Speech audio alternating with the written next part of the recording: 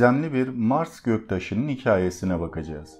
Mars'taki biyojenik aktivitenin kanıtı, dünyadaki yaşamın kökenini ve kozmostaki yaşamın varlığı ve çeşitliliğini anlamamız için derin bilimsel sonuçlara sahiptir. Marslı göktaşı, Alan Hills tarafından ALH 84001 analizi bazı araştırmacıların yaklaşık 4 milyar yıl önce Mars'ta mikrobiyal yaşamın var olduğunu öne sürmelerine yol açan birkaç kanıt çizgisini ortaya çıkardı. En güçlü kanıtlardan biri, karbonat küreciklerinde bulunan onlarca nanometre boyutundaki manyetit kristallerinin ve bunların göktaşı içindeki kenarlarının varlığıdır.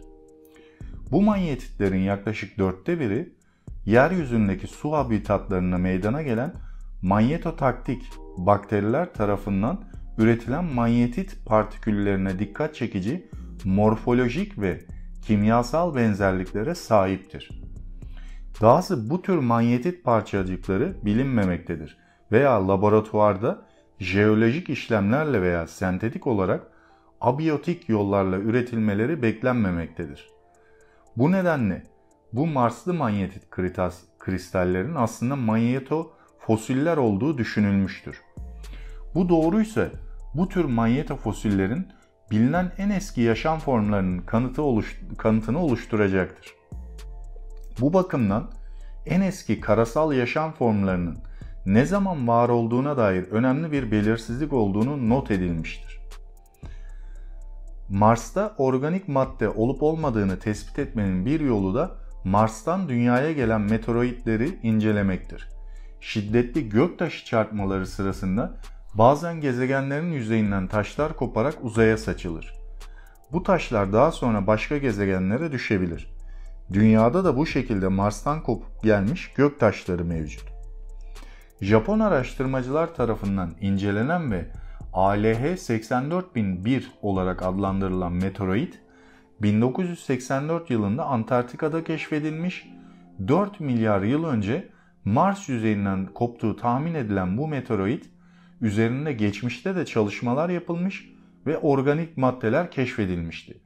Ancak portakal rengi karbonat mineralleri içeren meteoroiddeki organik maddelerin kaynağının gerçekten de Mars mı olduğu yoksa meteoroide Dünya'ya düştükten sonra mı bulaştıkları bilinmiyordu. Yapılan son çalışmada araştırmacılar ilk olarak iyon ışınlarıyla meteoroidi temizlemiş ve böylece Dünya'ya düştükten sonra meteoroide bulaşan maddelerin analizleri etkilenmesinin önüne geçmişler. Elde edilen sonuçlar meteoroidin içinde azotlu organik bileşikler olduğunu göstermiş.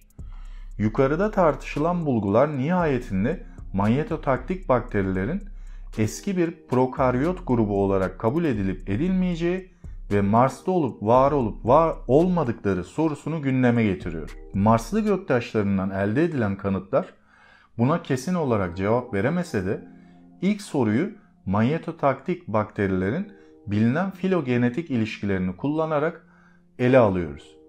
İkinci soru, manyetotaktik bakterilerin özellikle de MV1 şusunun bilinen metabolik özelliklerini ve bunların Mars'ta bir bakterinin hayatta kalması ve büyümesi için nasıl uygun olabileceklerini kullanarak ele aldığımız ikinci soru oluyor. Belki de bu çalışmanın en derin çıkarımı Marslı göktaşı ALH 84001'deki karbon topluluklarına gömülü manyetit kristallerinin yaklaşık 1/4'ünün varlıklarını açıklamak için biyolojinin müdahalesini gerektirmesidir.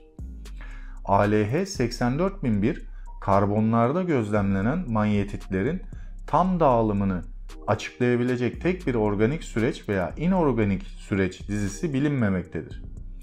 Bu koşullar altında en iyi çalışan hipotezimiz Mars'ın ilk dönemlerinde dünyadaki çağdaş manyetotaktik bakterilerin özellikleriyle tutarlı birkaç özelliğe sahip biyotaşının evrimini desteklediğidir.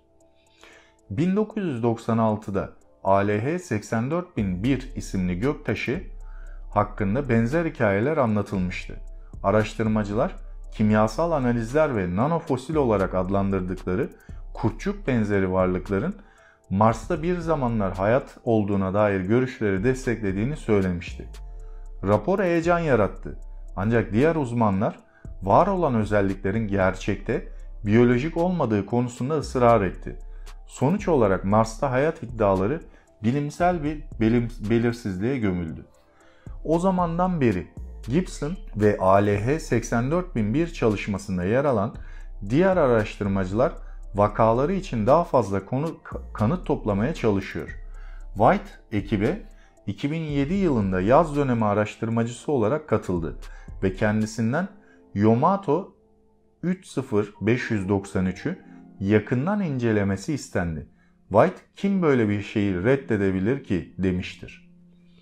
Mikro tüneller ve kürecikler White'ın aklını çeldi ve White diğer araştırmacılarla birlikte bunların dünya üzerinde biyolojik süreçlerden etkilenerek oluşan jeolojik şekillerle benzerliğini bulmaya çalıştı. Kilit nokta bunların dünya üzerindeyken bulaşmış olmaktan çok Mars'ta meydana gelmiş faaliyetlerin sonucu olduğunu göstermekti. White şöyle söyledi: "Bu şekiller her neyse veriler Mars kökenli olduklarını gösteriyor." NASA'da bilim insanı olan ve ALH 84001 üzerindeki tartışmaların merkezinde yer alan David McKay, çalışmanın yazarlarından biriydi. McKay, 2013'te kurtulmaya çok çabaladığı kalp sorunları sebebiyle öldü. Sağlık sorunları yıllar süren yayım sürecini karmaşıklaştırdı. Sözlerine devam eden White, McKay öldüğü gün bile bu iş üzerinde çalışıyordu. "Eşine çalışmayı yayınlayacağıma söz verdim. Çünkü McKay için bu işin devam etmesi çok anlam ifade ediyordu." Mars üzerinden yeni taş örnekleri getirmek ve dünyada yüksek hassasiyetli bilimsel gereçlerle onları analiz etmek gerekecek. Bu iş bir 10 yıl ya da daha fazlasını gerektirebilir. Gibson sözlerini şöyle bitirdi: "O zamana kadar elimizdeki en iyi şeyi kullanmamız gerekiyor. Bu da Mars'tan gelen göktaşları." Bulunan göktaşı halen bazı soru işaretleri ve muallaklara sebep vermektedir. Çünkü taşı analiz eden araştırmacılar ortak bir görüşte değiller. Bu yüzden taşın Mars kökenli olup olmadığı net değildir. Video içerisinde bahsettiğim üzere ilk bulan araştırmacılar ve sonrakiler uzlaşmış bir görüşe de sahip değiller. Videolarıma yorum ve beğeni yapmayı unutmayınız. Bir sonraki videomda görüşmek üzere, hoşça kalın.